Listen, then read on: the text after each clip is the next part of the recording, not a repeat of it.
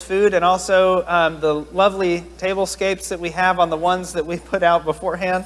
I want to thank everyone who just helped get more tables out, and also Duke for setting up all of this stuff, all of the microphones, the cameras. I will tell you, it is a pretty substantial undertaking. Duke is running the slides, he's running Zoom, he's set all of this stuff up. This is a big trial run. We've never done an event like this where we've been on Zoom and in person in this way. And so let's all say a prayer today for our internet, that it works, it keeps going. Again, we just need to banish all demons from the internet today. But truly, I'm so grateful for everybody who has worked to make this day possible and put today together. We have a lot to celebrate today, and I'm so glad that there are so many gathered here to celebrate with us. All that God has done in this past year, is doing in our midst now, and the things that we hope God will be up to in the year ahead. And so as we're continuing to get some food and things like that, I thought I would go ahead and begin in prayer, since we've already started eating. And then I've got a couple of preliminary things that I want to say before we really get started, but I'll say a prayer, and then we'll call the meeting to order and things like that. So this is for real this time. The Lord be with you. Let us pray. Gracious God, I thank you for this opportunity to gather together, to celebrate your work among us. I pray that you would bless our time together today. I pray that you would bless the food that we are enjoying now. I pray that you bless the hands that have prepared it, and bless those who are here at this meeting as well as those of our number who aren't able to join us today. Continue to lead us. Continue to guide us. Continue to inspire us. Give us a spirit of creativity that we may continue to dream bigger dreams and to reach for greater heights. Give us a spirit of compassion that we may use our creativity to meet the needs of those in our community and to be agents of your grace and mercy in this world. Instill in us your hope, your peace, and your joy, that we would show forth your praise, as the prayer says, not only with our lips but in our lives, by offering ourselves to your service and by walking before you in holiness and righteousness all our days. Through Jesus Christ our Lord, to whom with you and the Holy Spirit be all honor and glory, now and forever. Amen. So, all right, continue to grab plates if you're in here. Then I've got to go back in my agenda a little bit. All right, well, I'm going to give y'all just a couple of minutes to grab some food and take your seats, and then we will officially call the meeting to order, and I'll give some instructions on how things will go today and kind of what our agenda looks like.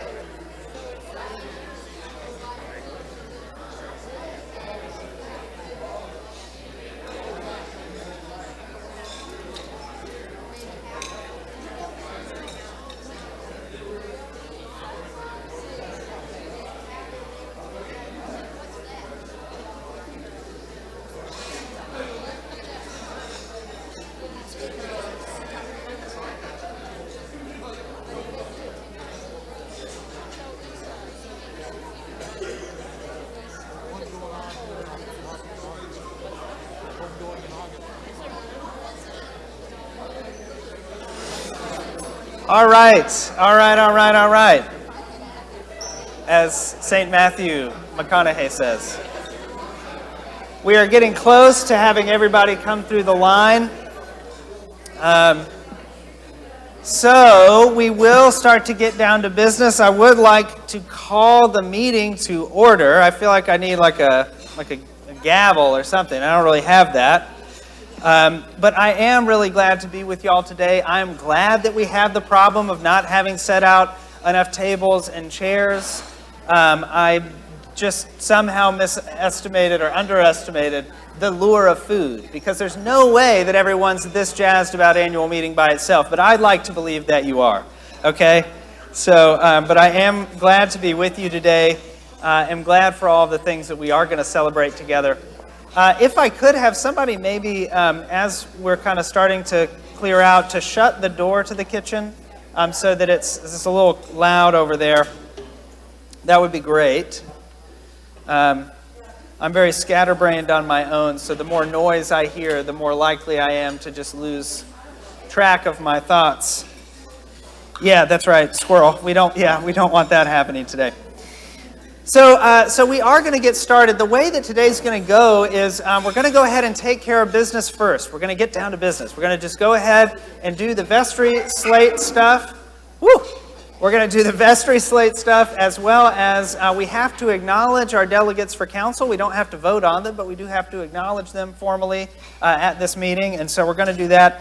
And then we're going to do ministry reports, including my own at the end, which is when we'll do the financial report. Now, there are a couple of people who are crucial to today's meeting, who otherwise would have impacted today's meeting and agenda, but who were not able to be with us. The first of those is Casey Wade, our senior warden.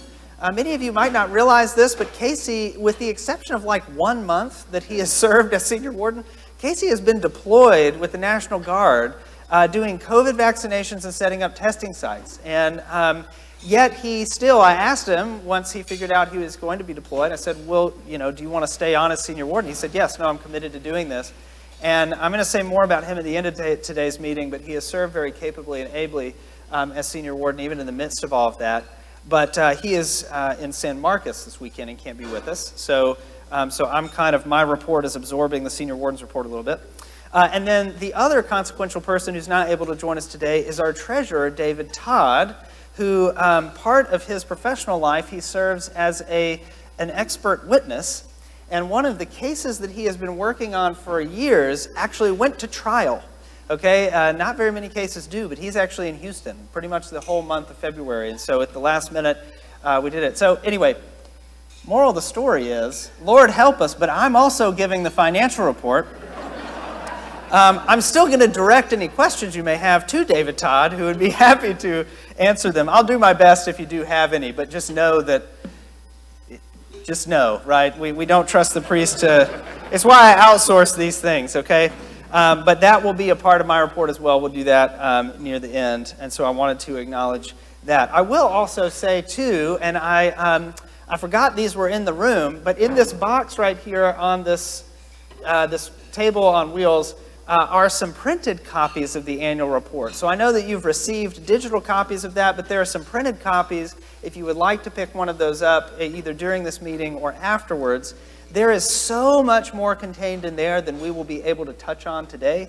And so please do read it, especially the financial pieces and things like that. There's just so much more detail in there than we will provide today. Today's more about an overview, high-level stuff. And so please pick one of those up if you would like. But they are in this box right here. Okay? All right. Now, let me see. I'm a little out of order on my notes here. We've already called the meeting to order. We've already prayed. So instructions. Here is how to participate in today's meeting. Okay, so for those of you who are here in the room, there are two pieces of order keeping that we need to go over. The first is that if you have a question at any point during our presentations you'd like to ask it, there is a microphone here. Okay, see this? We all see it right there. Okay, you must come to the microphone to ask your question or make your comment. The reason for that is twofold. One, you'll be called on so we can kind of keep things flowing, right? So, But two, it's so that anyone who's joining us online can actually hear what you're saying, because otherwise it just goes silent. And so we want to be conscious of that. So please come to that microphone right there to ask a question. And then secondly, to vote on our vestry slate today, we'll do that by raising our hands, okay, if you're here in this room, okay? Those are the two pieces you need to know. Now, if you're joining us via Zoom, here's what you need to know. You will be using the chat feature on Zoom to do both of those things, okay? So if you want to ask a question and you're joining us on Zoom, you will do that by chatting your question.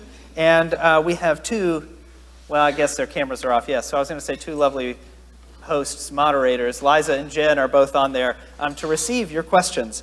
And we'll make sure those get answered. If you have any, type them in the chat. If you would like to vote on the vestry slate and you're joining us on Zoom, again, you will use the chat feature and you will simply indicate your vote by saying yay or nay, okay? And that's how that'll go. Okay, everybody clear on that? If you're here, use the microphone. If you're on Zoom, use the chat feature. We good? I need some feedback from the... Yes, okay, all right, yeah, there we go, okay, all right. Otherwise, I don't know if what I've said's even resonated. Yeah, that's right, okay. All right, so good. Okay, so with that, like I said, we're going to go ahead and get right down to business. We're going to talk about our vestry slate. Okay, so this year, as last year, we're doing our vestry elections by an entire slate as opposed to voting on individual candidates. We're doing this for a number of reasons, most of them COVID-related, and the fact that it's difficult to do individual votes in a way that is accessible to people online as well as people who can vote in person. I've already made an announcement and sent out a letter to all of you explaining our vestry election process this upcoming year, which will be a little bit different. We'll have a nominations period in September where you can submit names. Then on Advent 1, we will have Election Day where you can come and fill out a ballot and put those in. And then, you know, that's how that will go. But today we are voting on the slate as a whole. And I am extremely excited about the slate that we have this year. I am immensely grateful to each of the individuals who have stepped forward and agreed to serve in this vital ministry of the church. The vestry is so important. They're not just the kind of legal representation of the parish, but they also, I mean, they're the folks who help make our life possible. They're the ones who plan for the future. They are so important, so important. So it's important that we have good people on the vestry, and we have not only good people on our vestry now, but a great class to vote on today. Lucinda Saxon, Armistead Grandstaff, David Carlson, and Don Parker, all excellent people. And so I'm thankful to each of you for being willing to step up in this pivotal time in our parish's life. Pivotal and really exciting time, actually, in our parish's life. So I hope that all of you here, and that includes people on Zoom, have read through their bios. We have tried to put those in front of you at every opportunity. They've been in the bulletins. They've been sent out in the e-blast. We posted about them on the internet. I mean, I don't know any other way short of like showing up at your house and physically introducing you to each of them that we could have done more to help you see those. So I hope you've read through those, and I'm looking forward for y'all getting to know them more in the year ahead. Okay. Here we go. Their bios are also included in the annual report, which you can pick up copies of over here. And so, without further ado, I want to introduce a motion to approve this slate of candidates to serve on the vestry as a vestry class of 2022. All right, I've got a second over here. All in favor? Aye. There we go. Yes. All right. I hope you online are furiously chatting out your votes. But there were so many people in here who voted yes. Motion carries. Gavel sound. All right. Yes. Let's congratulate those people. And if you are one of those people, please stand if you don't mind, so we can actually see who you are. Armistead, Lucinda, David's still in here, and Don. Thank you.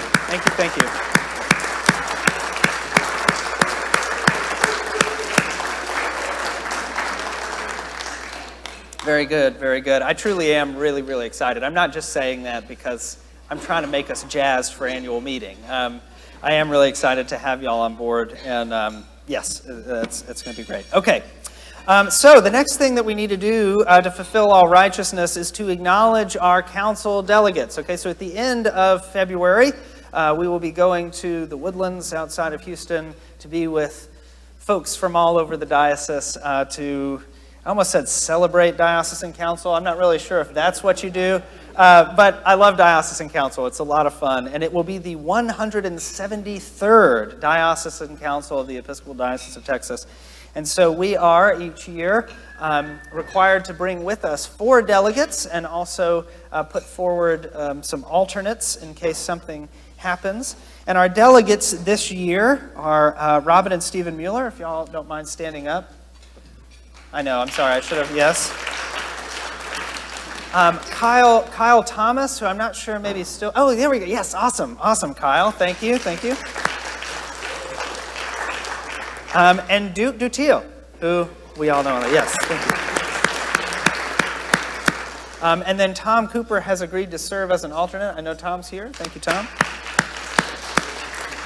And so I am really excited to be traveling with them to Houston at the end of the month and for them to represent our parish at council. Now, here's also a shameless plug for council in future years. If you are interested in going to council in the future, let us know. We would love to be assembling a list of folks who have expressed interest so that next year, well in advance of the date, we can be in touch with you and judge availability and things like that and put together our delegates to council. So if that's something that you may be interested in, please do reach out to us in the offices, and we'd love to put you on our list.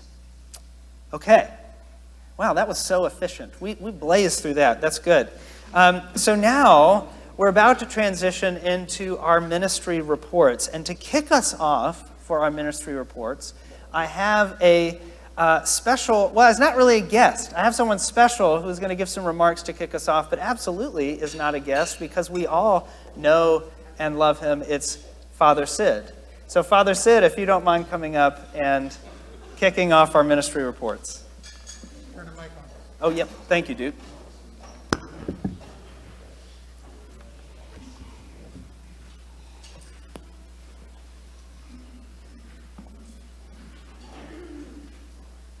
I'm going to make it. That's the thing I love about our church. We have a great sense of humor. You know what I was doing a little while ago? Sitting in the same seat, I believe. My eyes closed, just listening. I've heard congregation noises since 1978. At St. Richard's, and it's gone that way. And what I hear when I close my eyes is spirit, and I did promise 5 minutes, so I better put the brakes on it. Really, everything I have to say is future-oriented. I don't think a person without being oriented toward the future, because this is a time of change. You've noticed we're actually shipping people to other planets. That'll boggle your mind. This means that we will change in our appearance. Sidney, shut up. I have to tell myself in the Brotherhood of St. Andrew regularly, Sidney, shut up. But it's so exciting. I'm 94. I have the privilege of being the oldest active, that's what the bishop said I was, priest in the diocese. And that made me think, well, maybe I ought to say something. So I called the father and asked if I could speak. And that's what I want to say. Look around you and know the people that you're seeing, because they won't be here very long, particularly this one. I'm 94, be 95 in August. And one thing has marked this congregation, I think I'm qualified to say this, Whether I am or not, I'll say it. It's imbued with the Spirit of God. Always has been. We've had good relationships in this congregation. I think only one guy left the congregation because, frankly, he couldn't stand my guts. I can't understand why, but that's my problem, not his. And one of the things that bugs me is the reality is changing. Have you looked at the Olympics? This is what comes to mind. It comes from my bathroom wall, by the way, via Tish's family. The Lord is the everlasting God, the creator of the ends of the earth. He will not grow tired or weary, and his understanding no one can fathom. Did you hear that word? New English, New International Version. Can fathom. We think we can fathom anything. And maybe we might be right, but maybe we might be wrong.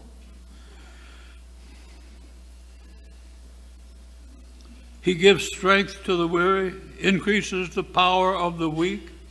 Even youths, Y-O-U-T-H-S, grow tired and weary.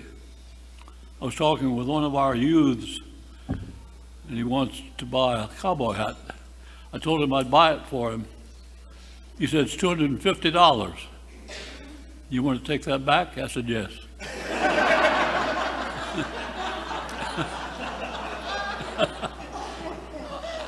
My condition was that he would also choose mine. He's in the hat business. The young men stumble and fall, but those who hope in the Lord will. That's what I'm talking about. Will renew their strength. You have that to look forward to. I'm older than anyone here. I think I can say that. They will soar on wings like eagles. You've heard that phrase. I'm reading to you from Isaiah 40. They will soar on wings like eagles. They will run and not grow weary. Oh God, I've been there. They will walk and not faint. If you can just walk, you're grateful. I just can't get over, I didn't say why I'm making this talk. I was smitten by our good preacher's good words last Sunday when he talked about a new church. How do you become a new church? Becoming new people. How do you become new people? Pray. Yes, pray for yourself. It's a healthy exercise. You have good company doing it. And it does make you feel good. In the order of worship this morning, I tell you, all you have to do is open your eyes and listen, and you can hear God at work. Did you see it? It's in the collect for today. Set us free, O God, from the bondage of our sins. Give us the liberty of that abundant life which you have made known to us in your Son, our Savior, Jesus Christ, who lives and reigns with you in the unity of the Holy Spirit, one God, now and forever. Amen. Show you the kind of marriage I have. My wife and I at breakfast this morning talked about our God is a plural God. Are you ready for that? Of course you are. Father, Son, and Holy Spirit. I can just imagine the arguments that have occurred in the history of this beloved church of ours. God is more than one? Yes! Yes! I won't say it 3 times. And that's the good news. I'm going to share something for your humor. This comes from Teresa of Avila. It's on a Christmas card from the Dean of Virginia Seminary. He says, or she says, she carried this in her prayer book. She was in the 17th century. Let nothing disturb you, nothing frighten you. Everything is passing. God does not change. Teresa of Avila. That's hard to accept, but I believe it. That levels the playing field. Patience accomplishes all things. How can that be so? Don't know, but I believe it. I think wars will cease. You're hearing rumors of that now. He who has God lacks nothing. Oh, I love that. God alone suffices. If there's anything that'll make you fight hard for the church, there it is. Teresa, Teresa of Avila. She had mental problems, but she worked right straight through them by prayer and community.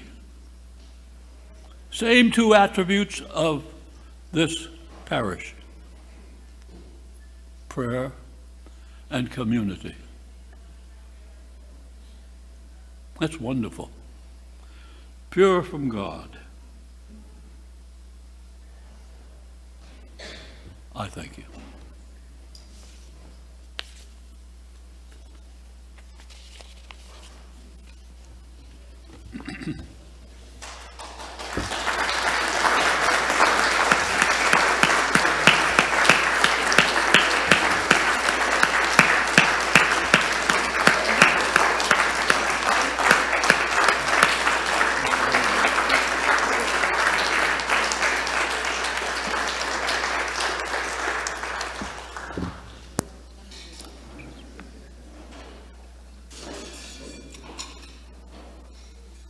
I mean, it's really remarkable to have the first rector of your church, one, still hang around, but two, not hate your guts as the new rector, right? And so I'm grateful for you, Father Sid, and your words about what makes us such a special community. All of you, right, is really what we're going to be talking about for the rest of the day.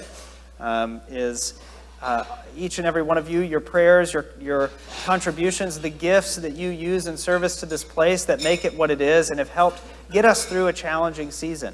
And so part of what we're celebrating today is just that we're here is worth celebrating, that we are here, that we are gathered.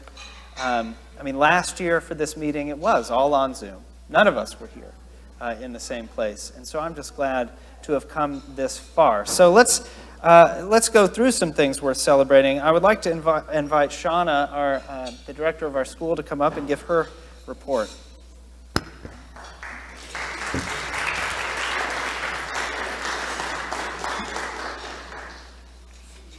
Good morning, everyone. And I would like to start off by thanking each and every one of you. One of the things we've done during the pandemic is our accreditation, which we've received to go through till 2032, which is a crazy number in my head. But that's what we got on paper, so we're excited. And one of the things they said to us was the support we have with the church is absolutely amazing. They were happy to see our relationship and going forward, and that's a huge part of our program. And I'd like to thank all of you who give your kind words and your smiles and your congratulations to us as we move forward. It makes my job very easy, which is fun.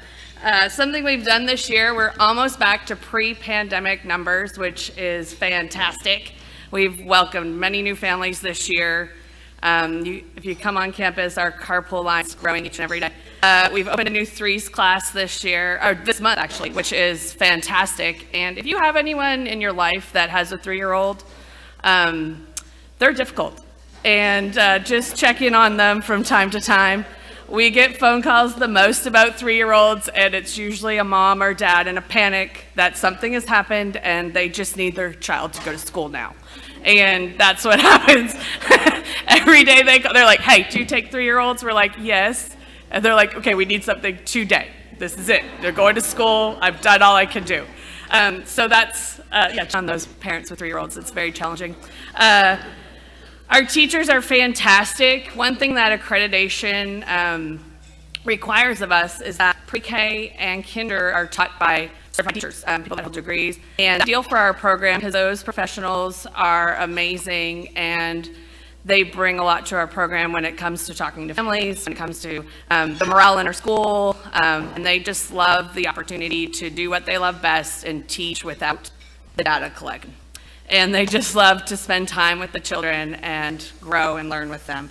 And then the other side of our school, the 2s and 3s, and those ladies that are in there every day, potty training and doing what they do, we kind of watch them from afar because it's a little dangerous. They what they do, and those kids are very trained and happy. And one of the things we really, really try to push for everyone that walks through our door is just to spread our kindness and our love and give everyone a little grace, especially during this time. It's stressful for parents and teachers and children. I think it's the first time we've had 2-year-olds that really know pretty much a lot of academics, but sharing is the problem. So they're here to learn that, and that's great. So some things coming up for us. The school board kind of took a hit during the pandemic where we lost some parents, we lost some people, and we're trying to rebuild that right now, which is challenging, but also really fun. And a lot of that comes from you guys. We need at least 60% of our board has to be parishioners.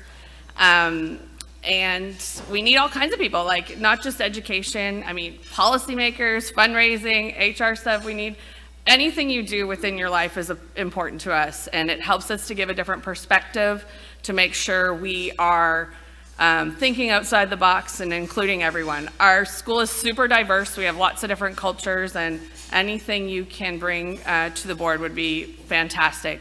Of course, policy and fundraising and finances are our top 3 things we need to focus on, which it's kind of like we're going to do business and then throw a party. So that's exciting. So fundraising this year, you're going to see come out soon. We're going to put together our first annual spring fundraiser with dinner, drinks, adults only, auction. And this is really what our school needs. We need to be able to compensate our teachers a little bit better and not just rely on tuition. So that's kind of like the next level, which came with accreditation, is to be able to fundraise a little bit, to play for some fun programs like our music, maybe add a Spanish class, and give the teachers a little bit more, and not nickel and dime parents at the same time. So we're trying to find that unique balance.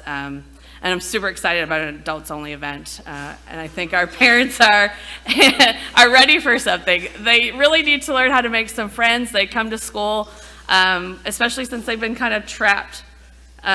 We had a parent this year make like a flyer saying, hey, this is my daughter and we need friends and here's my contact information, and send it home with all her classmates because they've been home in the pandemic and not at these parent fun groups that they used to do. So I think they're super excited. They're ready to get involved. And I think they'll do anything we ask them to do in the end. So look for that. Save the date. It should be the first week in March or May. Sometimes we're going to look for that. And then in closing, I just wanted to thank everybody again and just say my job is fantastic. Our school is fantastic. I hope you all know that. Last thing. Pumpkin Patch donates scholarship funds to us. So if you know anyone who is in need of a true preschool experience, please send them our way. We love to have them. We love to help them. In the past, our scholarship recipients have been people that the congregation has brought to us for various reasons. We are a little bit expensive, but the education is phenomenal, and we're willing to help out in any way we can. So please don't be just send them. What's the worst that can happen? And if you need anything from me, please just give me a call. Let me know. I'm interested in any ideas that y'all have. It really does take a village to make this school fantastic. And thank you.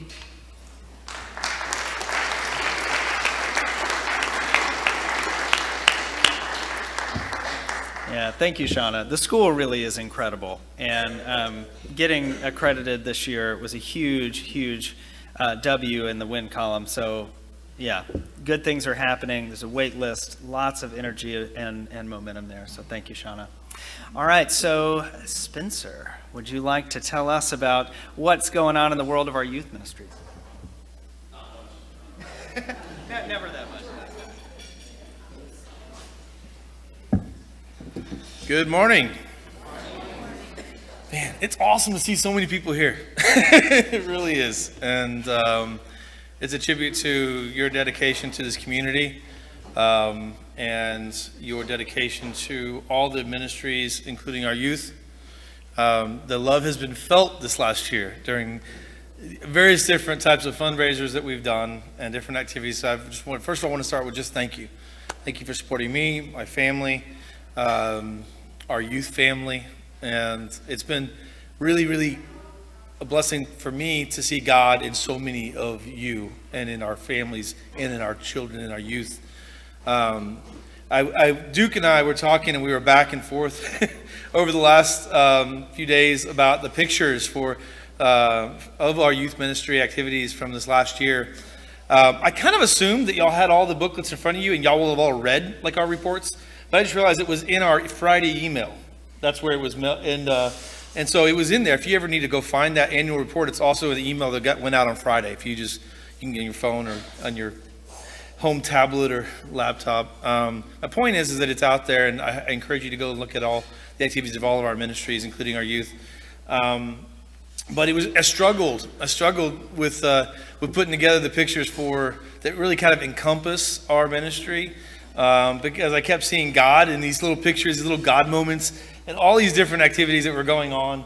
Last spring, we kicked things off with a couple different activities. We had a retreat. We had a spring work day where everybody showed up. I mean, it's a great effort.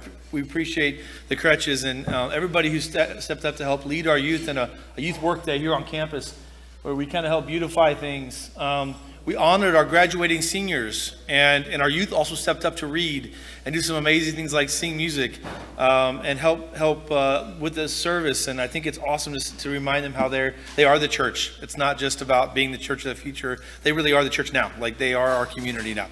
And if my methodology is, if you forget that, then they won't be the church in the future. They won't be connecting to our especially our denomination. Maybe they'll move on to another denomination. So we've got to engage now and find ways to honor our students now, our youth now. And so we constantly are looking for ways to do that. And one of those ways was graduating Sunday. It was awesome. Summer camp, I was blessed to invited to be part of a high school week where I was kind of involved in the teaching. And we had some awesome students that were out there. Some were working as camp counselors. One of the things I'm blessed to do is write references. And so it's really neat to see them step up to lead. And that's really our goal. And so you see that at camp. You see that in the fun that was had at camp. You also see that when we were volunteering here in the community. Here in Round Rock and in Austin, we volunteered in a soup kitchen. And that was a fun day that was up on that picture. But as part of that same week, we served, and then we had some fun in different ways. We helped out down at El Buen's, I always say it wrong, Seminario, down in Austin, and also various different kinds of, the soup kitchen, Angel House Soup Kitchen. Father Cameron came out, we were at the Round Rock Serving Center, and we volunteered there, tilling their garden and doing different projects around the property. We mowed it was just awesome. And seeing students step up is really our goal, in empowering and equipping them, as it says in Ephesians, for the works of ministry. Giving them the tools to lead themselves and to dive deeper into their faith. I talk with Mother Kelly a lot about how I feel like as we're preparing students and as they're doing a good job, as we're kind of teaching them, when you get into youth ministry, you can begin to like live that out in even a bigger, broader way, kind of like expanding, using your foundation to begin to kind of step out on faith in a broader way, whether it's, at the Round Rock Serving Center, which is up in the corner, serving the sun, we called it, or, stepping in as acolytes, and maybe you've never done it before, kind of stepping out a little bit past, from a child to a young adult or an adult. And I see that as our youth ministry's chief goal, is to kind of equip and to empower them to do that and walk alongside as we do it together, right? So obviously the pumpkin patch, I could do like a whole presentation about the pumpkin patch, but the students, we volunteered and took over the patch for a day, which is fun. And we also helped out with the setup and the takedowns. Of course, there was some pizza after one of the celebrations. You can kind of see it in the corner. And the kids just had a lot of fun. We do incorporate a lot of fun in what we do. Because believe it or not, living out our faith can be a lot of fun. It's not all difficult challenges that are super complex. It's living it together and having fun together and developing those relationships together. This last year we started using the word connect, grow, and serve. Connect to each other, connect to God. Growing together, growing closer to God, growing stronger as a group, and serving together. And so that's something that's kind of been infused in all of our activities and will continue to be moving into the future. And this was a super big W for us, a big win for us this last winter. We were able to kind of expand our partnerships within the church to work with the prayer shawl ministry. Miss B, who's here, I think, saw her a little bit. There she is. And so I was so thankful that we started talking after one of the folding meetings about how maybe we can partner together with our youth and with the prayer shawl group to work together to impact families in Round Rock. And that's kind of, they were already kind of starting to talk about the baskets they were going to gather with turkeys and all the fixings. I was you can see the gentleman that's bigger than I am, which is crazy, up on the upper left-hand side. He is the director of probation and community connection for the county, Williamson County. And so I called them up and was chatting with them. His personality is even bigger. He's from Samoa. And I hope he's going to come at some point, and we're going to invite him as a guest speaker because the guy is he's amazing. And he was just so jazzed. He spent like an hour and a half just hanging out in our office, talking to people, and picking up these, the bikes that were donated, which was amazing, and some food baskets. And actually, about a week ago, I'm going sidebar here. About a week ago, he reached out to me because we did this together with them. We helped them impact some families that needed it. He calls us up and says, "Hey, can you help us again? I've got a young man who walks to school every day. He lives with his grandma. I haven't seen very many clothes on him, like not a jacket and other things." He said, it's a tough situation and the kid needs some help. And so he reached out to Father Cameron and I, and we actually went out and managed to get him some warm clothes. And I took it over and sat down with the case manager and was talking about them and getting to know kind of the situation there a little bit. And what I was jazzed about is that they even thought about inviting us, meaning like the county said, "Hey, how can we work together?" So it's, one little seed, and next thing you know, starts to grow, and we're going to talk further about some opportunities to work together moving forward with the juvenile probation, rehabilitation kind of. I think there's some great opportunities there for future community engagement. And so it's exciting times, and we were so blessed by the donations of all the congregation towards our Christmas family and gifts donations. So thank you so much for doing that. At the end of the year, we wrapped things up. We did poinsettias for the first time. It was a fundraiser, but it was also just something we all needed. We all need poinsettias. And so we're so thankful for everybody who purchased poinsettias. All the funds will be going towards our summer mission trip in June. It's coming up, not next year.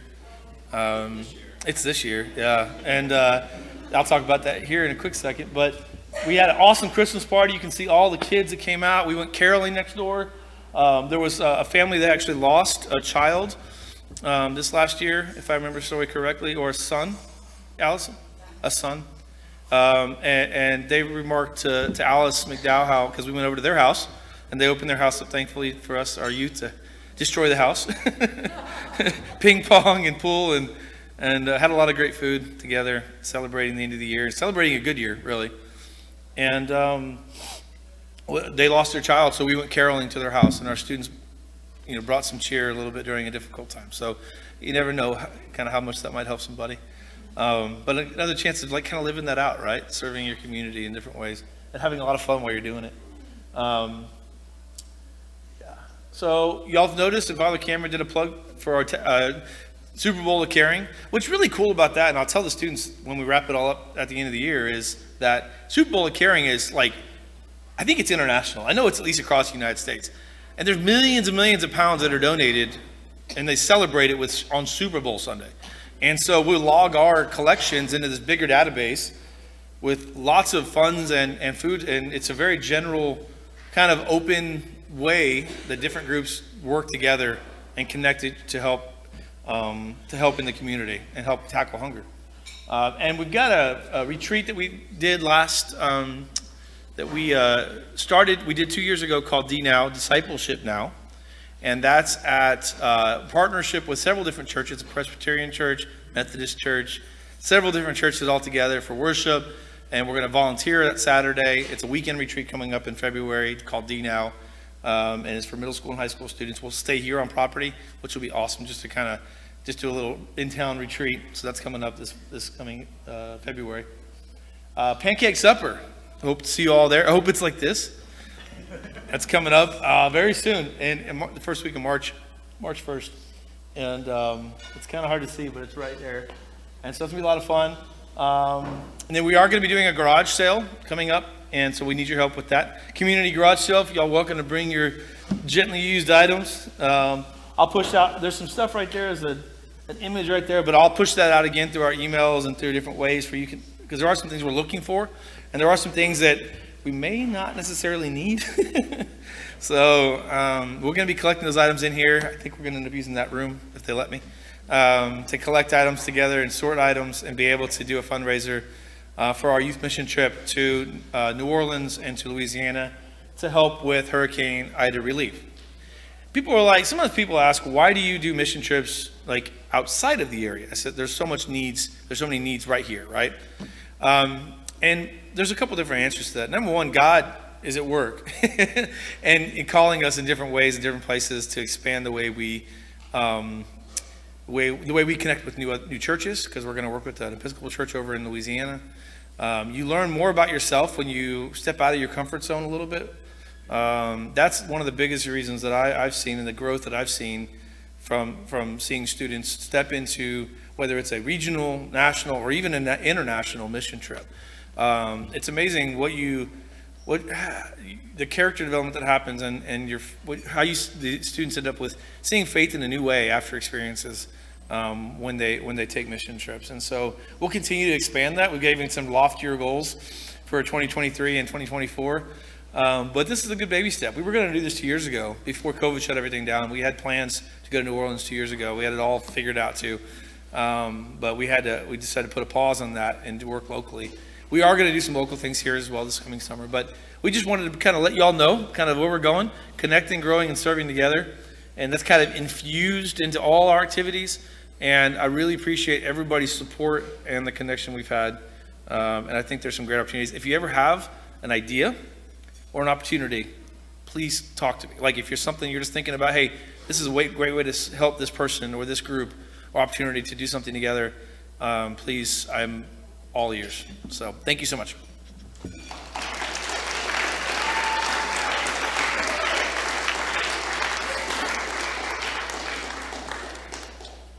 All right, thank you so much, Spencer.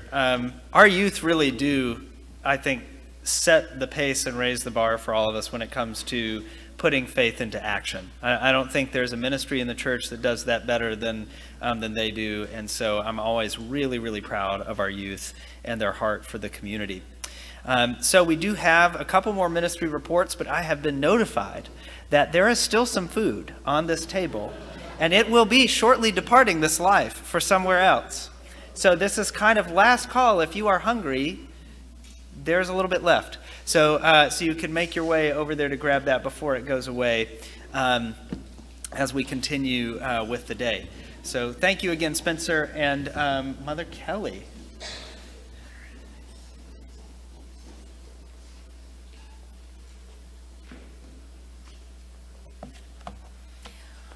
Well, I'm so grateful for my job here. It's such a privilege to have children at the center of one's ministry. My goodness. It's felt a bit like the Pied Piper took them away over the past couple of years. That's been the sadness. But the joy this year and last is that they're coming back. And not only the old ones, but new ones are coming in the doors. And that's so exciting. I'm blessed to see kind of things back online and reconnecting, reuniting are words that come to mind from my ministry right now. One hard copy way of seeing this is, and I challenge you to go, if you haven't found it yet, there's a poster map, a big map on a poster board in the narthex that, with Liza's help, we've mapped out where our families live, and these are families with children under 12, some older than 12. But I realized that we needed to help them connect to each other and feel connected to the church. And so this map, it was a way for us to see, we've got families in all kinds of areas around our church. And so 5 families offered to be point families in each of these neighborhoods, basically northwest, northeast, southwest, southeast, and Pflugerville. So we've got 5 point families, each of whom live in those areas around the church. And please pray that these would be families who could, in their way, help families attending St. Richard's, interested in coming to St. Richard's, to feel connected to a family, not just to Mother Kelly or Father Cameron or Spencer, but to connect with a family that's reaching out, helping them to know what's going on a bit better and feel connected. So I'm grateful to the grand staffs, the Kirks, the Celia Vio and her girls, the Gerasi's, and the Malones. So thank you, all 5 of you, and I'm looking forward to building relationships with them and helping them to build relationships with the families in their neighborhoods. So things coming back online again, children's formation on Sunday mornings, Children's Chapel. I'm so grateful for Cameron allowing for that to happen Sunday mornings during the sermon time when that can happen.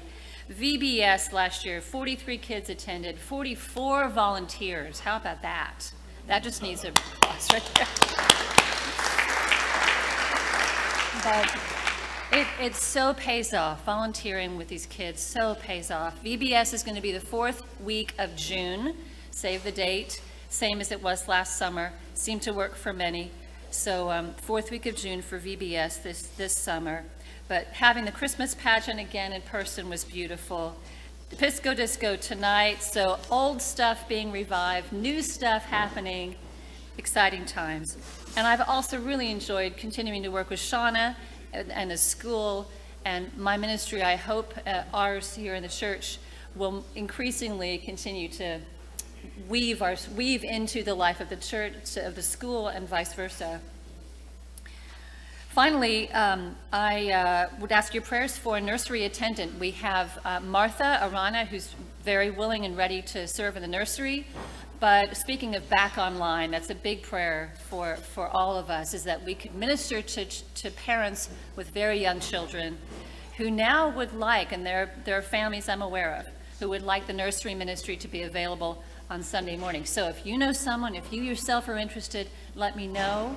The challenge, though, is that you miss worship on Sunday morning, but maybe there's a way we could have a third, and we could rotate somehow. So please be prayerful, be in conversation with me if you have ideas about how we can offer nursery ministry again. Thank you.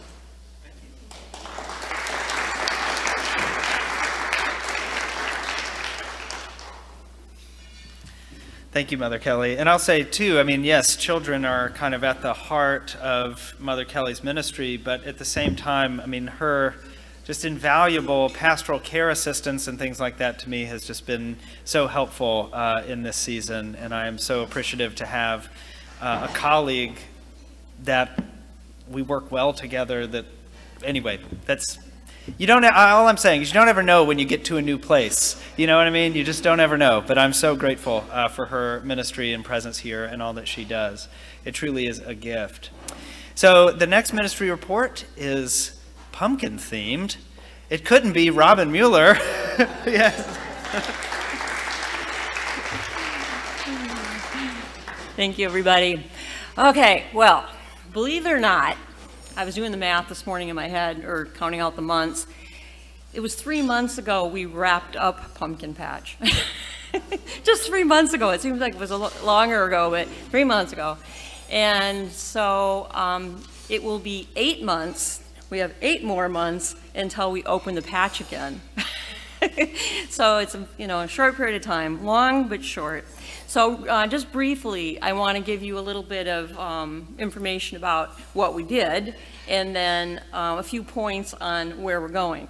So, and all of this is in the annual report, but I'm just going to give you the highlights. Firstly, I just want to say thank you to everyone here that's present that participated in some way in the Pumpkin Patch. Anywhere from the planning to the actual working, the setting up, the tearing down, the unloading, the providing meals on unload Wednesdays. There was just endless things. The leadership team that worked with me. It all came together. It was a giant orchestra of awesomeness.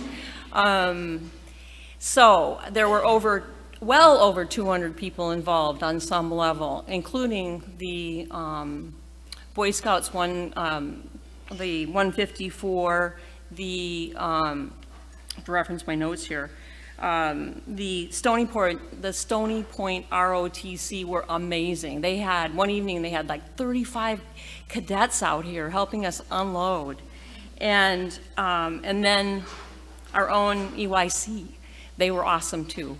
And so it was just amazing. So I thank all of you, and I hope that not just that, if you were out there once last year, next year you'll choose to be out there twice, 3 times. It's not work, it's fun. It is not work. You will, anybody that's been out there knows that it's a joy. And why? Because it's our church without walls.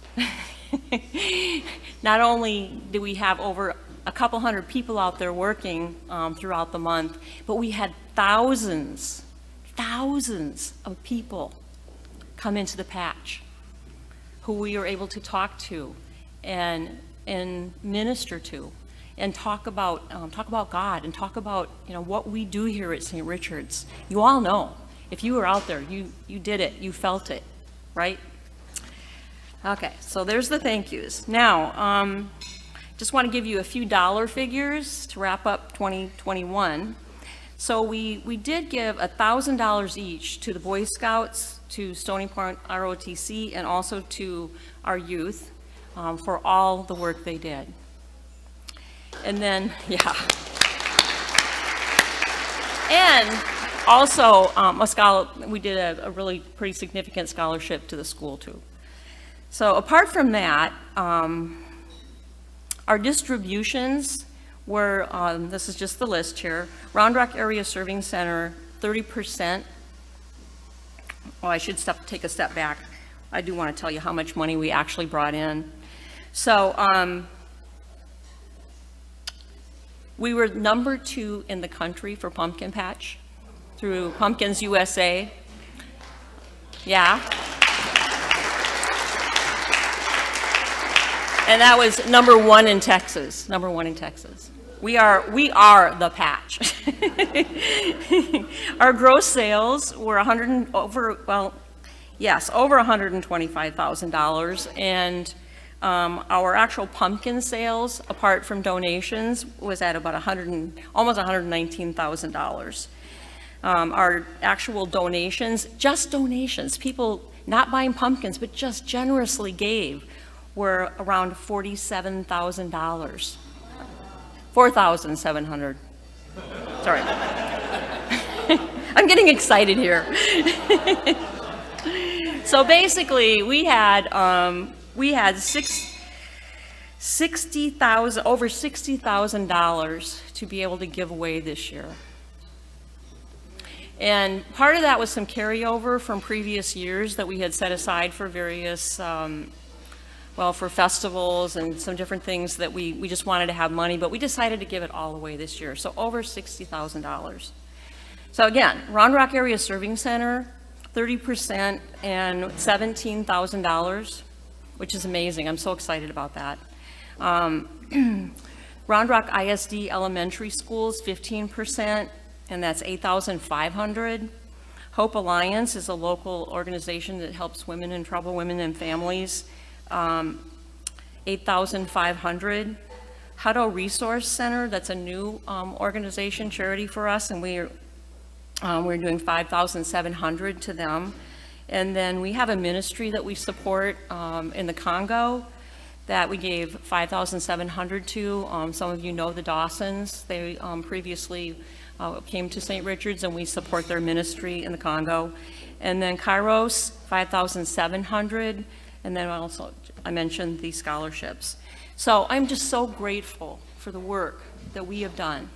And I want to thank all of you. So as we head into 2022, it's just like it's all running together, right? I encourage you to pray about being part of our leadership. It's not a lot of work. God provides you everything you need. If he calls you, he's going to give you what you need to be able to do the work. I think we've been talking a lot about that lately. It's going to be the 25th anniversary of the pumpkin patch, which is a really huge deal. We've been doing this for 25 years. So I don't know everything that's going to come together right now, but I can tell you it's going to be a big deal this fall. Hopefully, we'll be able to put the festival back into our lineup. We talked this last fall about possibly doing big events each weekend, something that's going to be kind of a celebration by weekend. So I don't know if it'll be one big day. I know the community loved our festival. We had thousands of people attend our festival, for any of you all that have participated in that. So just be assured, this is going to be an amazing year in the pumpkin patch, and for St. Richard's, and for the community of Round Rock and the cities that are around us, all of Williamson County. So be a part of Pumpkin Patch. I'm going to do it again, God willing. Thank you. So if I call you up, say, yes, Lord, here I am. And thank you all so much, and have an awesome day.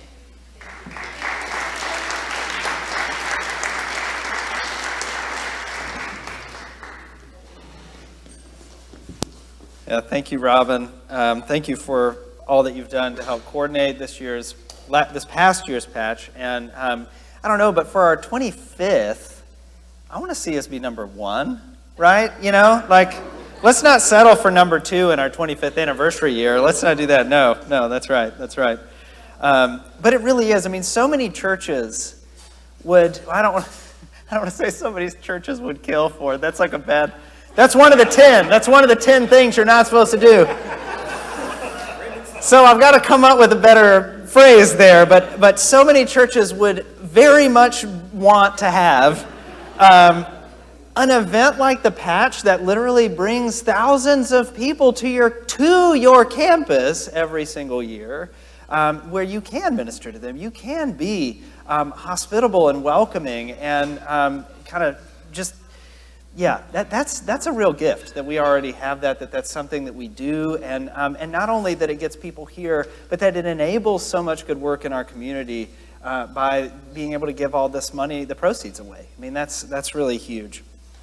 So I'm excited about what is to come this year for the Patch as well. Uh-huh. I want to add my thank you with all the leftover pumpkins. I don't know if y'all realize what happened. Robin and David allowed me to take the extra pumpkins. Even what didn't sold was a blessing because it helped feed my sheep and goats for a month. Oh, wow. Wow, yes. There you go. Yeah, so for those joining us online, the pumpkins that were not sold, they don't take back. And apparently this year they went to feed Brett Covington's sheep and goats, which blesses us because then they came and visited for Christmas Eve. So you see, it's the gift that keeps on giving, you see. All right. Well, gosh, okay, so we've already heard so much. Again, so much good that's been going on in our community this year. The last report is my own, and it's a little bit of a mashup because I'm going to talk to you about, sort of do a little recap about this past year, talk about this upcoming year, and then I'm going to give my darndest try at doing the financial report. We'll just see how that goes. And then we will... I've got some folks I'd like to acknowledge at the end, and then we will end in prayer. And so, yes, so all of these stories that we've heard, you can put up the first slide, Duke, if you want to. All of the stories that we've heard have been testaments to how much distance has been traveled in the course of 1 year. Like when I was sitting down to contemplate, okay, what do I even say? What do I put together for my annual report thing?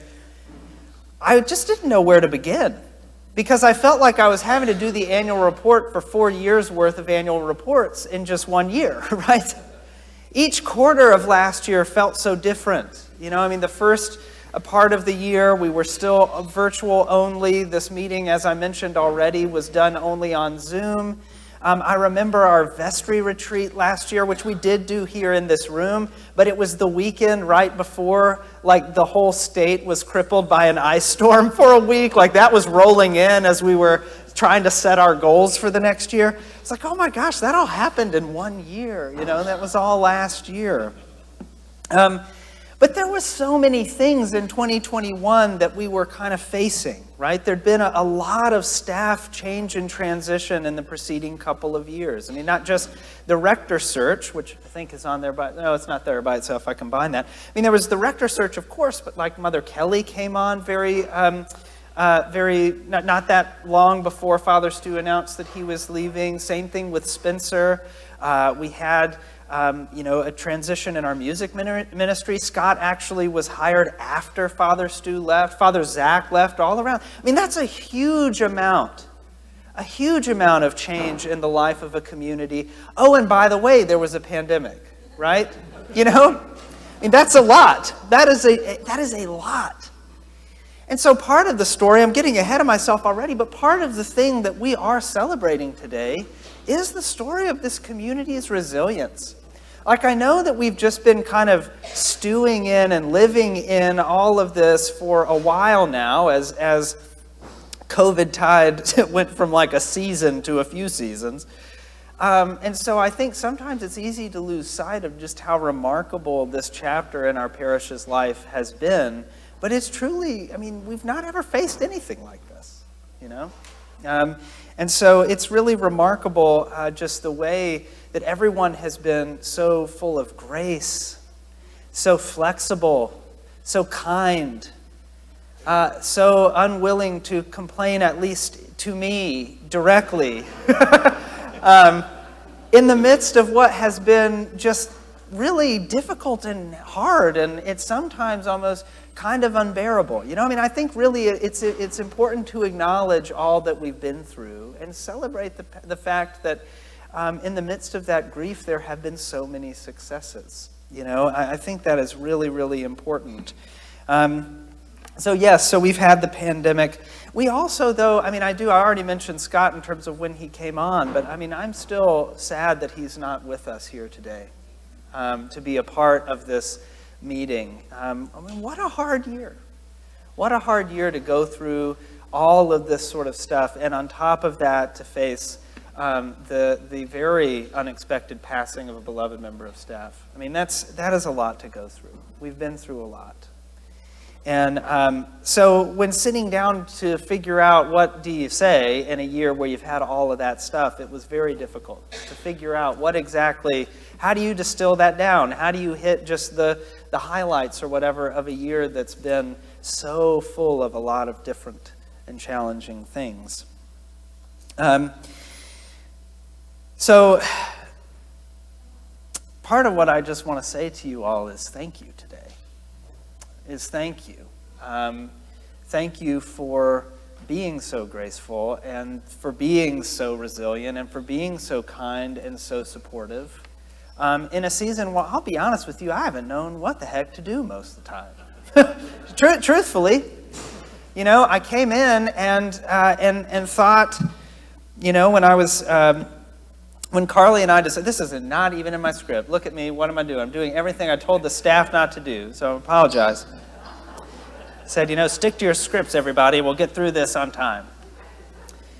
But when Carly and I were discerning that it was time to leave our former parish, which we really loved where we were, we loved where we lived. It's home. We've grown up in the Southeast, both of us. We were close to friends and family. Our support system was there, but we felt like it was time. And I must confess that when we were thinking about that initially, I thought, man, I've had all this great ministry experience. I can do this. I can do that. I've got this. And then I get in here and I'm like, no one knows how to do this. Nobody knows how to do pandemic ministry. There is no guidebook. Google has not helped. Nobody knows how to do it. And so I have been so grateful to all of you and blessed by all of you in the midst of just all of this, okay? And so part of what we did last year, Duke, you can put up the next, go to the next one here.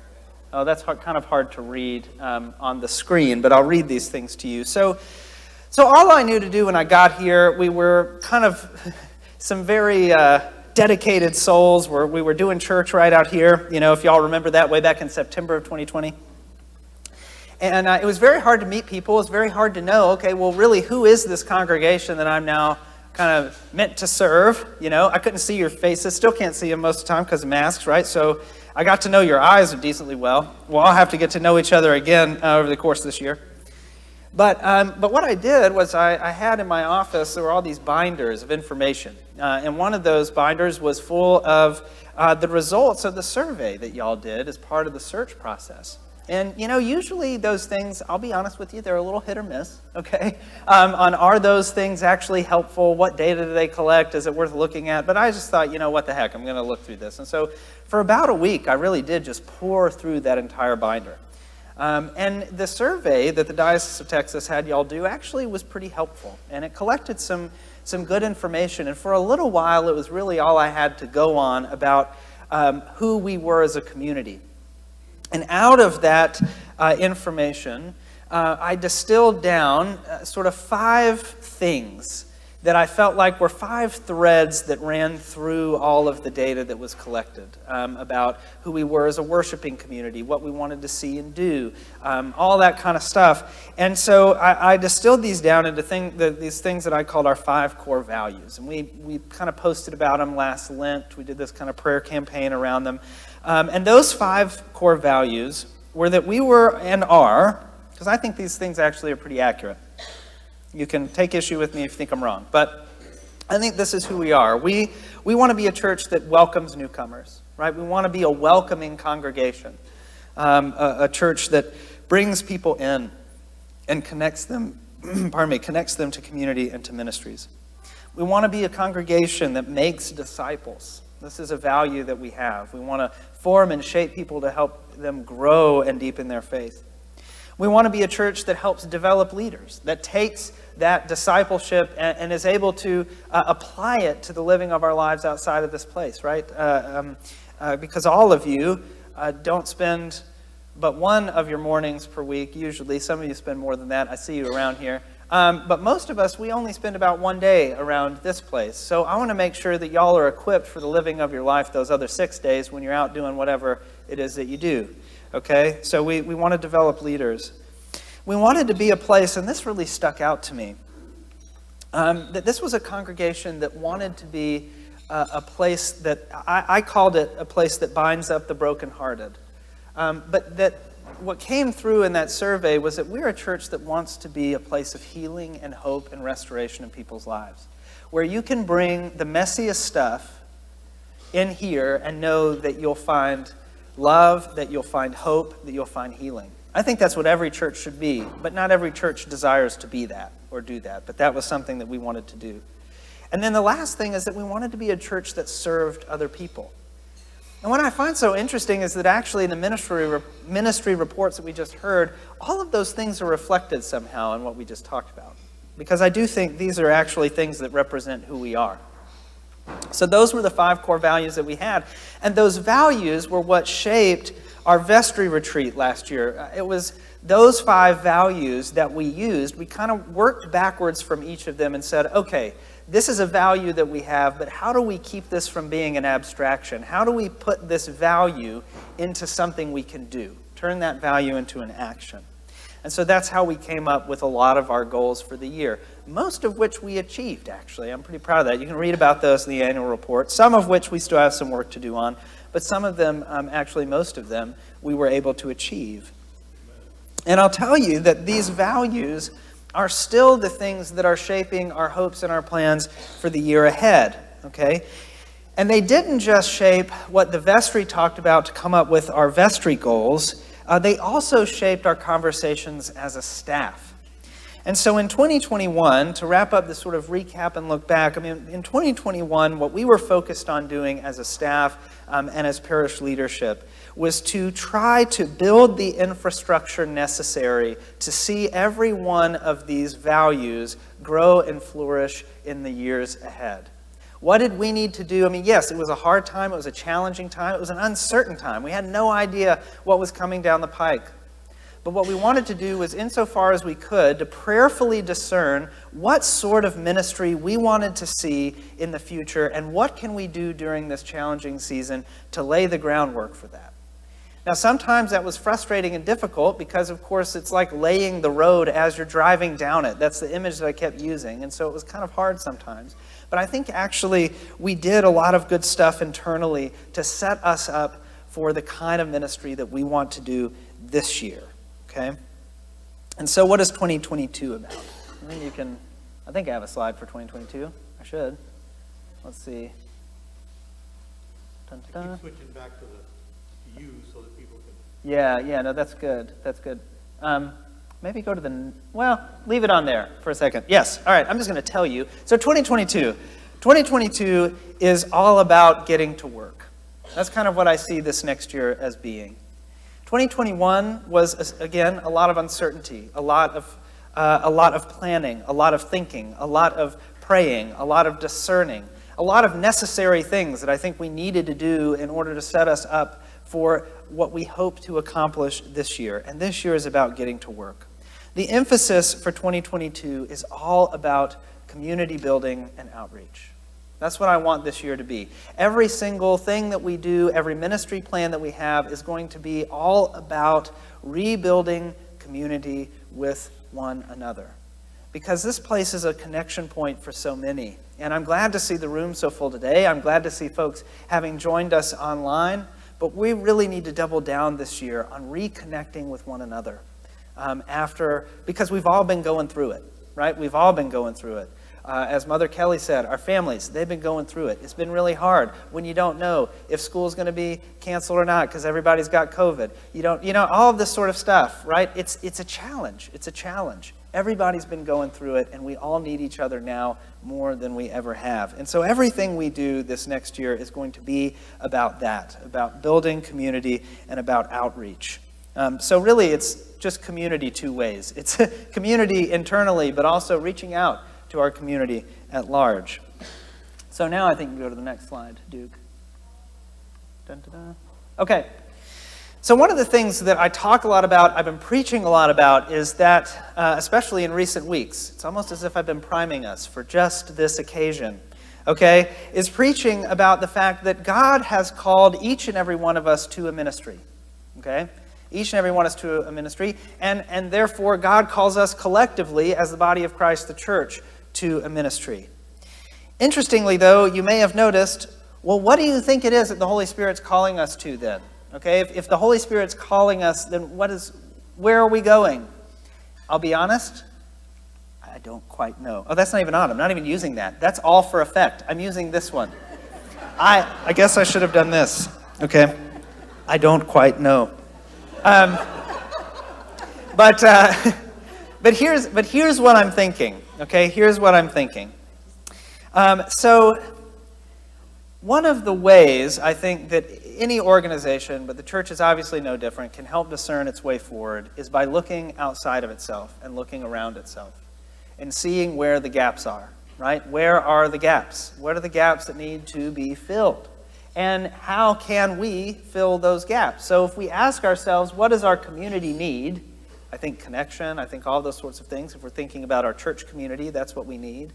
But I'm also thinking about, again, the church outside of our walls, as Robin said, right? The church without walls. What is our community at large? What do they need? Where are the gaps that need to be filled? So go to my next thing here. And so in 2022, I want us to be mindful of some of the things that are going on around us and how we can be responsive to those things. The first of which is that we live in an area that is exploding in growth, right?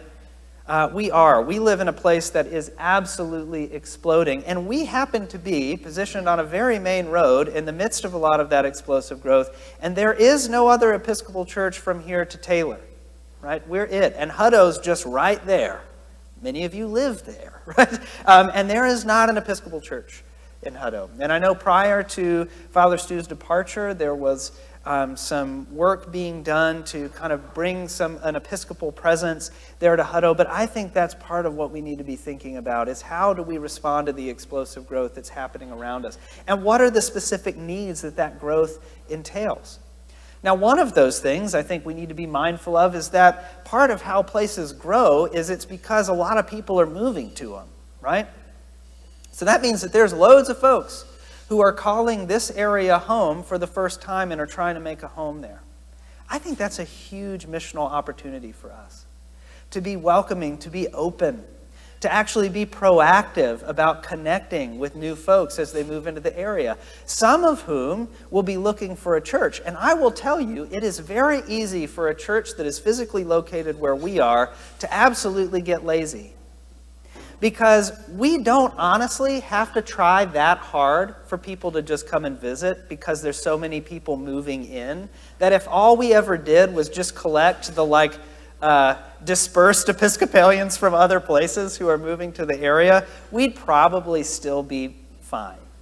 Okay, but that's not what I'm talking about. I don't think the Holy Spirit, I don't think Jesus says, hey, you know what, disciples, you know what I'd like you to do? Just rest on your laurels, okay? That was never something Jesus commanded. So I think we need to look at this as a gap to be filled, a way that we can be the church in our community, and I think we need to be open to doing that. Because I do actually think that we in the Episcopal Church have a unique gift. We are sacramentally rooted. We're connected to the ancient things of the faith, but we're not Roman Catholics. And a lot of times that tends to be sort of, we occupy a valuable space in the landscape of American Christendom, I think. And we have a lot of gifts to share. I think we really do. But a lot of times Episcopalians can be kind of bashful people. I don't know y'all to be that way. I'm just saying Episcopalians can tend to be that way. And so I don't want us to be that way. I don't want us to rest on our laurels. I don't want us to be a lazy church. I want us to be a church that's out active and proactive about reaching our community, okay? Let's see. Is there another slide, Duke? I think there may be. Hey, there we go. So one of the things that we want to do, so how do we do some of this? Again, I don't know fully how we're going to do some of these things. This is part of our mutual discernment as we make our way through the year ahead. To see how, but I've got some ideas, okay, about what we're going to do. Now, one of our goals for this past year was actually to redo our website, because that's increasingly a way that people are engaging with us and finding us. It's oftentimes the first thing a person's going to do is not show up to your church, but Google it, right? And so, so we want to make sure that not just that our website looks good, but also that it actually works for us and is conveying information that is helpful to people, not just who are visiting, but also all of you who are maybe looking for resources and information and things like that, but we need a website that works for us. We talked about this at last year's Vestry retreat, but I'd really like to make this a priority for this year, that we do that. Now, something that we did set out to do last year and did accomplish was that we started to post our sermon audio as a podcast, so you could download it, take it with you, share it with people, whatever. But I want to expand what we offer there and really get creative about some of the spiritual resources that we're providing in that way, because it's such an easy way to engage in the life of your church. I listen to podcasts all the time.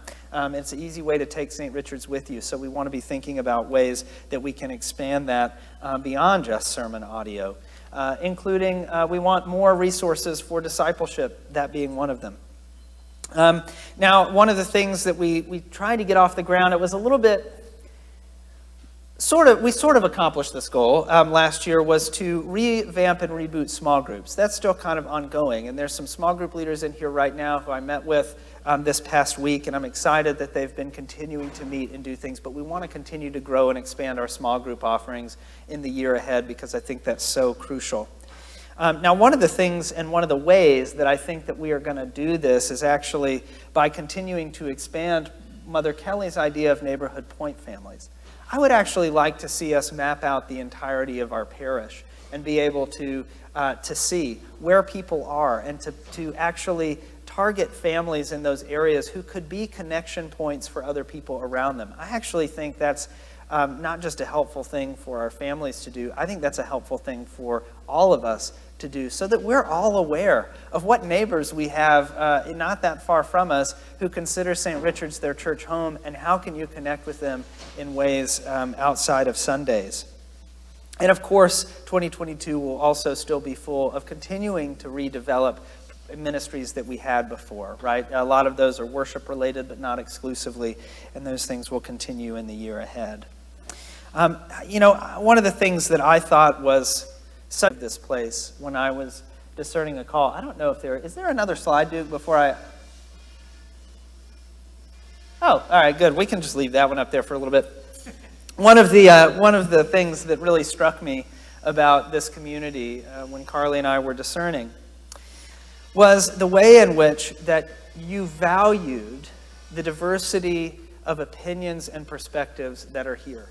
Like, that was a strength. That was a strength to everyone. Like, it wasn't a liability. What you didn't say was, oh man, there's all these people I disagree with at church and it makes me mad. Instead, it was actually, I know there are people I disagree with at church, but what I love about it is it's one of the few places in our world where I can come where those disagreements are subservient to the thing we really agree on, which is Jesus. And I actually think that that's not just like a good thing for us. I think that's something the world desperately needs. We are so divided and so upset about so much. And I think one of the things that we can really do is just be a community where that doesn't have to be that way. That's what I want to see us do. Where we can come together in sincerity and goodwill. I really do. I think that's a witness that we have to our community in the world. So what do I want us to do? So I want us, if I distilled all of this down into something that, like, one value I want us to be about in this next year, I want us ultimately to be a responsive and missional church. I want us to continue to be a place, like I said, where diverse viewpoints can come together to worship with sincerity and in goodwill. I want us to be a church that's not constrained by the size of its physical means, but actually just by the size of its ideas. I really mean that. I want our only constraint to be the things that we can dream up together with the Holy Spirit. That's what I want us to be. I want us to be known as a church that is responsive to the needs of its community and is proactive about meeting those needs, which is what I mean by a responsive missional church. Okay, but that's what I want us to be in the year ahead. Okay, so I've said all of these things. Now, how do we get there?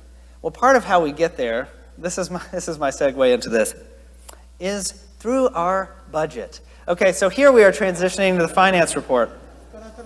I know, thank you so much, David Todd, for being absent today.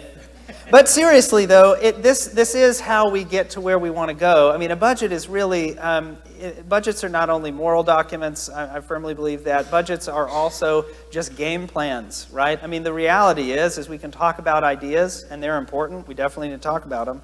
And we need to talk about plans, but a big part of how we get from here to there is found in our budget. So I do want to walk through that with you.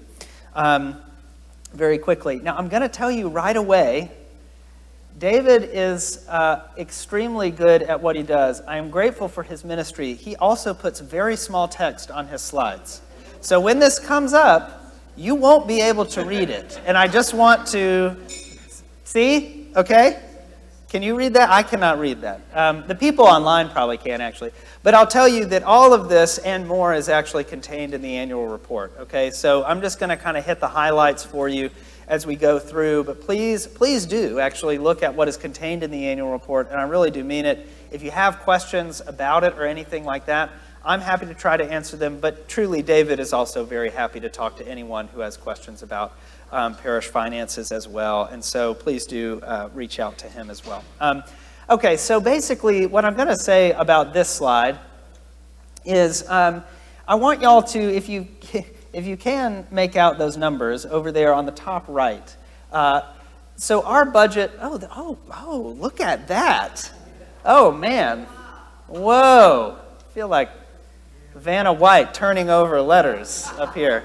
Bing, boom. Oh, good. It's also on page 7 of the annual report. So this just kind of gives you a feel for where we are sitting after, in terms of annual revenue after all that we've been through the past couple of years. So as you can see, St. Richard's had its biggest annual pledge year ever in the year of our Lord 2018. Okay, that was the biggest year where we brought in revenues around just shy of $600,000. Okay, that year. Now, right after that was when a number of very large things in the life of this church happened that I mentioned earlier, where a lot of leadership transition happened during that time, and then the pandemic hit. And so we actually see things hold pretty steady in 2019.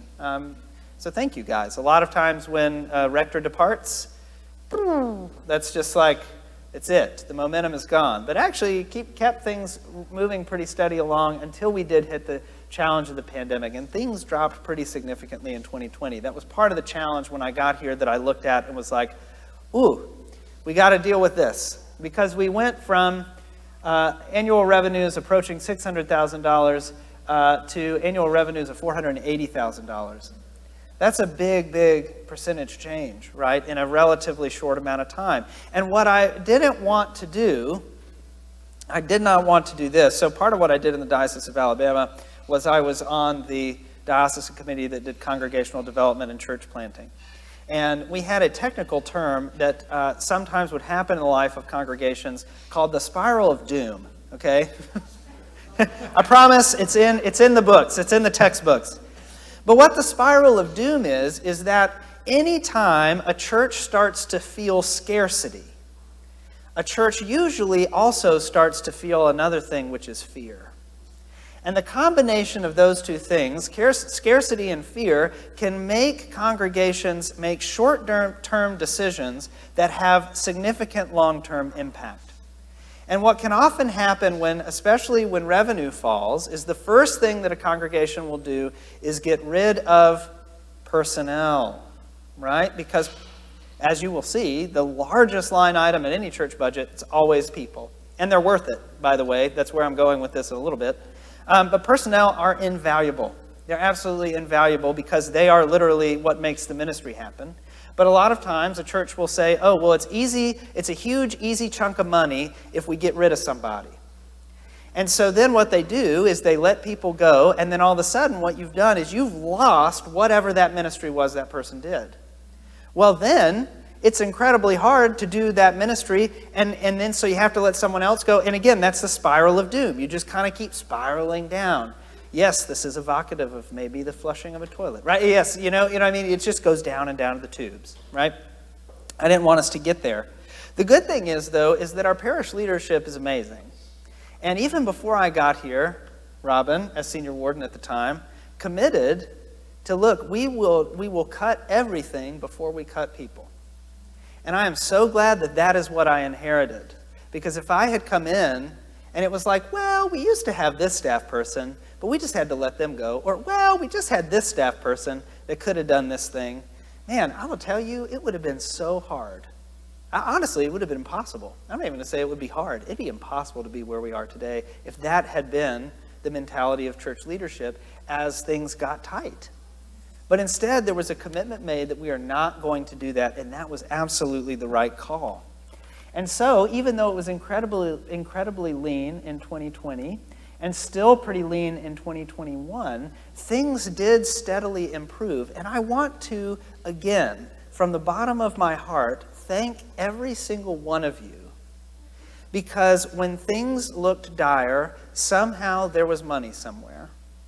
When things got rough, we're going to talk about the parish hall in a minute by itself. But when we were wondering, how are we going to make the mortgage payments on this? And the graph was starting to like really do a bad thing, you know. All of a sudden, Ron Johnson would get an email from somebody saying, hey, I'm going to transfer some stock to pay for them. I mean, like, it kept us going. It kept us going. Now, we were also kept afloat by PPP money. That was incredibly helpful, as reflected in some of our numbers. Some diocesan grant money and assistance that was there that was very crucial. But every single juncture along the way, there was money there to continue to do mission and ministry. And I'm so grateful to all of you for keeping that running. So the last thing I'll say about those lines there before we move on is the budget and stuff that we put forward for this year, which you see the very end there, that's it. What we were attempting to do this year is put us back to try to make some headway, even though we know that things are still not quite where they were, but we have been making progress, especially in the second half of last year. And so we positioned our budget basically to be somewhere in between our 2016 and 2017 numbers, okay?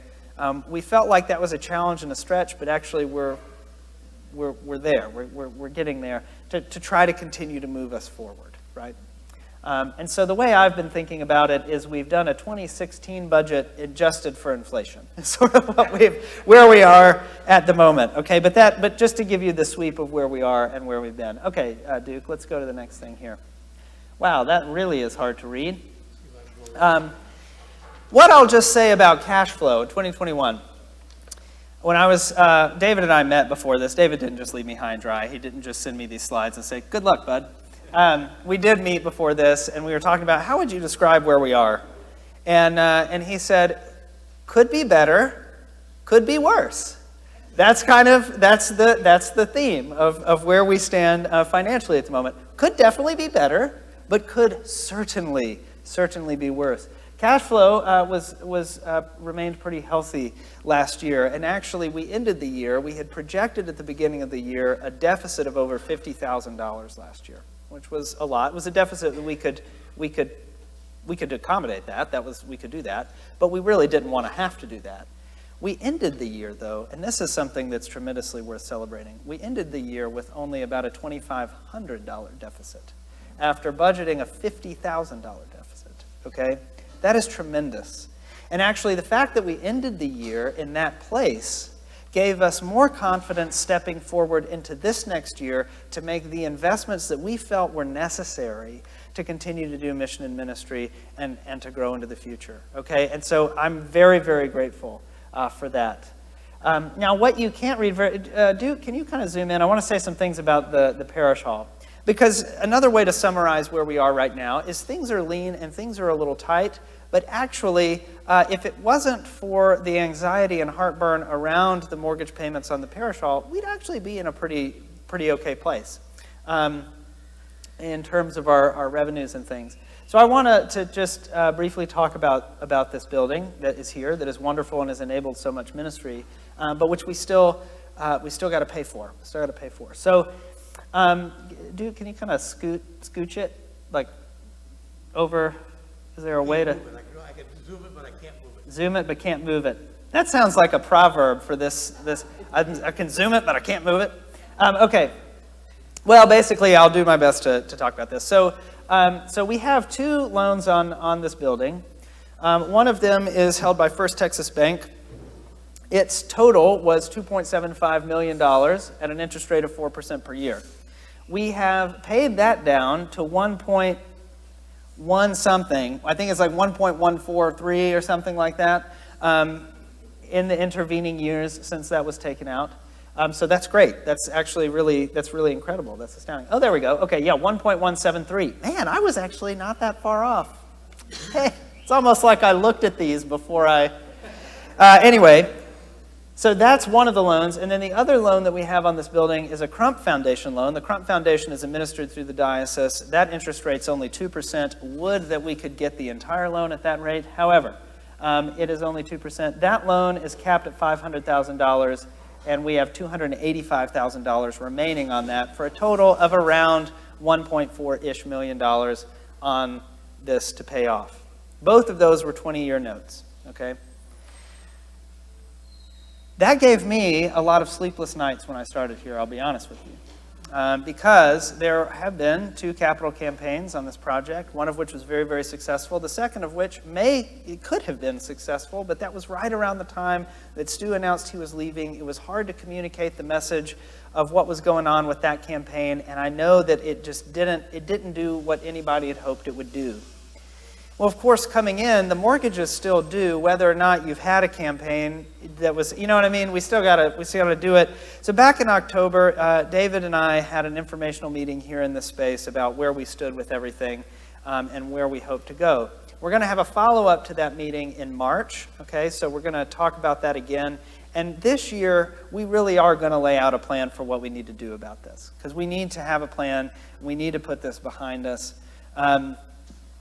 Last year was obviously not the time to do that. Most of what we were hoping to do was to get through the pandemic. Like I said, we needed to lay the infrastructure and groundwork for our ministries. We've done that. Part of what it means to get to work in 2022 is we've got to come up with what to do here. Because this is an incredible, incredible structure. It has enabled so much and will continue to enable so much. It's allowed us to dream and think about ways of growing and about meeting the needs in our community. I mean, this is a huge resource for us. But as I said in my annual meeting address last year, our mortgage on this building can't become our mission, and I don't want it to. So I want us to put this behind us so we can continue to dream big and think big together. Because what I would love to be able to do is not come before you to ask for money to pay the mortgage. I'd love to be able to come before you and ask for money to get a new organ, because we need one of those, or to fund a building for the school, or all sorts. I mean, I want us to be able to think and build and dream, right? And so part of that is being able to close this chapter and begin a new one. So that's where we stand on this building. Now let's look at this year's budget briefly, if we can. Can you get there, Duke? Maybe, maybe not. Oh, that's still, okay, so that's still 2021. Can we go one more? One more. Oh my gosh, one more. Oh my gosh, one more, even more. There we go. Okay, I want us to get to 2022 because y'all can all look at all of that and read it with your eyeballs that you can, something you can actually see. So I want us to get to this first so we have just a brief moment at the end for questions. But basically, so what has been our, as I said, our budget is kind of our roadmap for how we want to get to where we want to go. So what does that look like? Well, this year we really wanted to invest in our staff because staff, as I said, is who gets it done. That's how ministry happens. That's how all of this community outreach and engagement and community building is going to happen, is by investing in our staff. And our staff had not received a raise since 2019.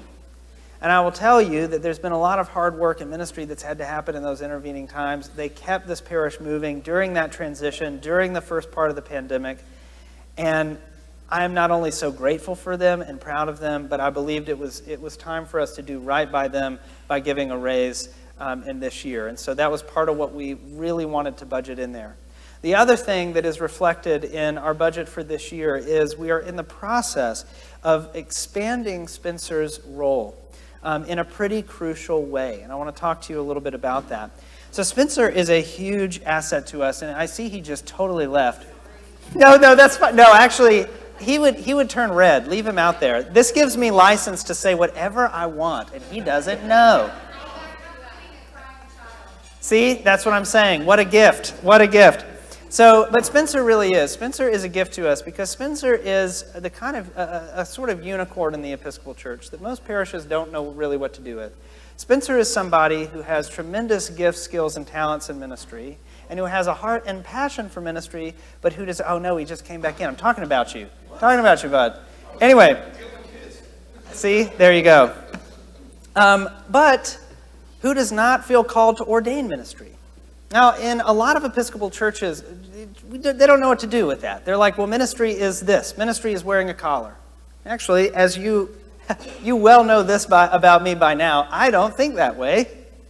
And I don't want us to be the kind of church that doesn't know what to do with a gift that the Holy Spirit has given us like Spencer.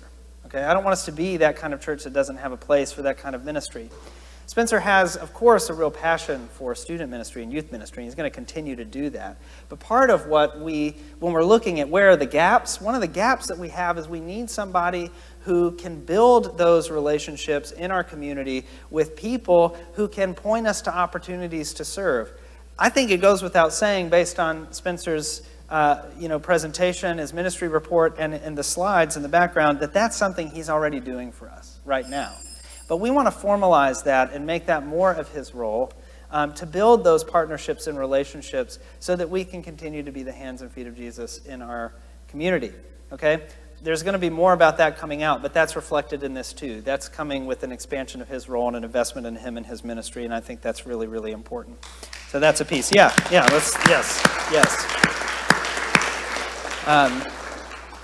And so that's really what all of this is about, is we want to fund ministry. You can have $1 million sitting in a line item in the budget that's supposed to go to VBS. That would be quite a VBS, if you could spend $1 million on VBS. But that's the thing, though. It's just $1 million sitting in a line item in an account doesn't make VBS happen. It doesn't. And so I would much rather see us invest in program through investing in personnel than see us put money in things to buy craft paper or something like that, right? We can find ways of paying for paper, but what we can't replace so easily are the people who make our parish what it is. And so that has been our focus this year, and will animate our focus in the year to come. So, okay, wow, I realize that that's not at all how David would have talked about any of those things. So if you have questions about any of the actual math and the numbers, again, David's happy to answer those for you. But that is how I would give the budget report. Our budget reflects, again, where our values are coming from in this next year. And it is a stretch. But because we did not run the projected deficit that we did last year, again, we can step forward in faith and confidence this year to accomplish the things that we hope to accomplish. And so thank you again to all of you. Now, promise I'm going to let you go home. I need to go home. We all need to go home. But before we do that, I want to conclude today's meeting with some much-needed acknowledgments. So we elected new Vestry members at the beginning of this meeting, but that means that there are some Vestry members that are rolling off, and I want to acknowledge them in their service. Roberta Miller, Justin Nordhausen, Steve Pursley, and we're never going to let Tom Cooper actually leave. But Tom Cooper also, they're all rolling off this year. I have been so grateful for their presence on the vestry and the way, again, that they have demonstrated so much leadership and flexibility in this time. And so thank you to all of them. And thank you in particular, a little asterisk should go by Tom's name as well, because he has been our stewardship chair for what was supposed to be 1 year, and I think you're on year 6.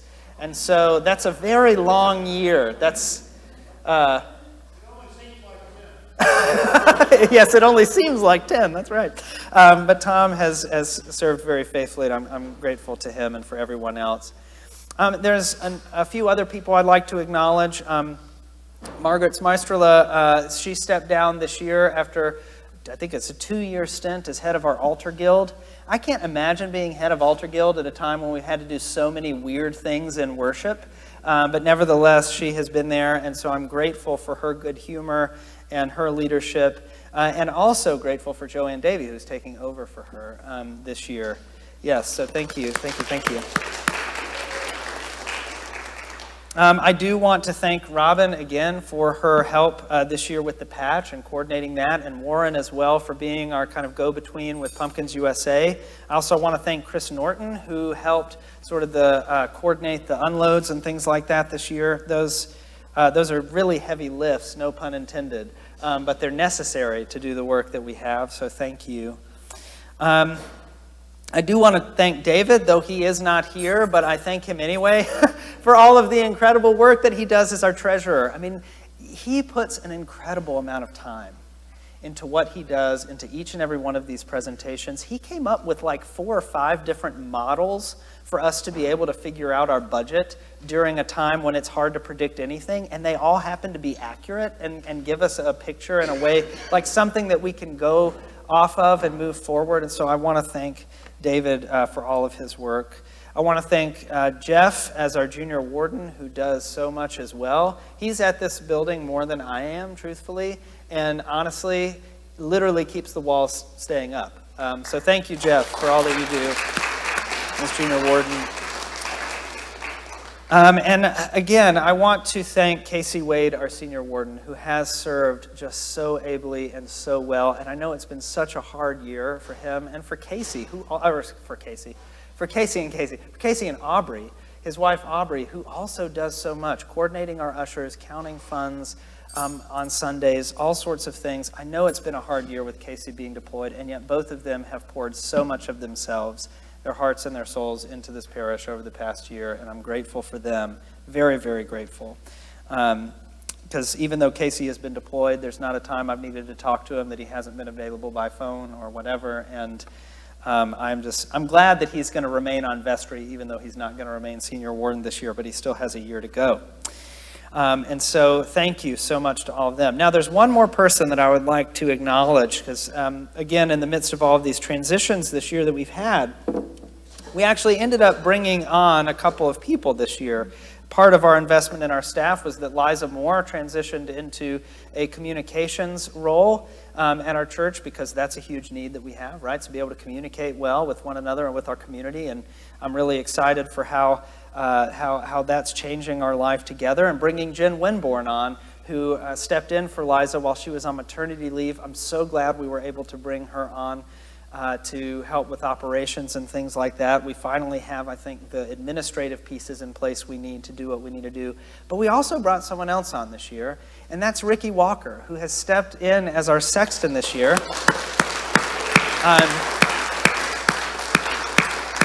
And that is truly, like, you want to talk about keeping the walls, from falling down. I mean, that's all of the setup and tear down for events. That's all of the pieces that make our ministries and our life together happen.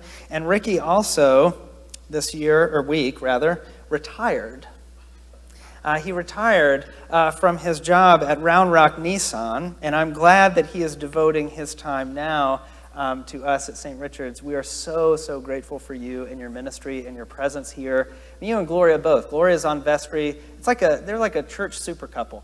All right, and so I'm grateful for both of you. Thank you, thank you, thank you, thank you. So with that, we will conclude with a prayer. And I would like, for all of these people that I have named, those are on my heart as I pray this prayer. I don't want to try to name all of these people off while I'll forget somebody. And that's when you do hear from people. That's always when you hear from people. But anyway, let's bow our heads together and conclude with this prayer. Almighty and gracious God, thank you. Thank you for all that you have done, all that you are doing, and all that you will do. Thank you for bringing me here to serve this congregation and amongst such incredible people. Thank you for all of those leaders who you have called to serve you in and through this place. Thank you for those who are stepping forward to join our vestry this year, and for those who are rolling off. I pray that we would continue more and more to heed your call in our lives, that you would help each of us to know you more clearly, to love you more dearly, and y'all know the rest, to follow you more nearly, day by day. Amen. Meeting adjourned. Thank you all. I appreciate it.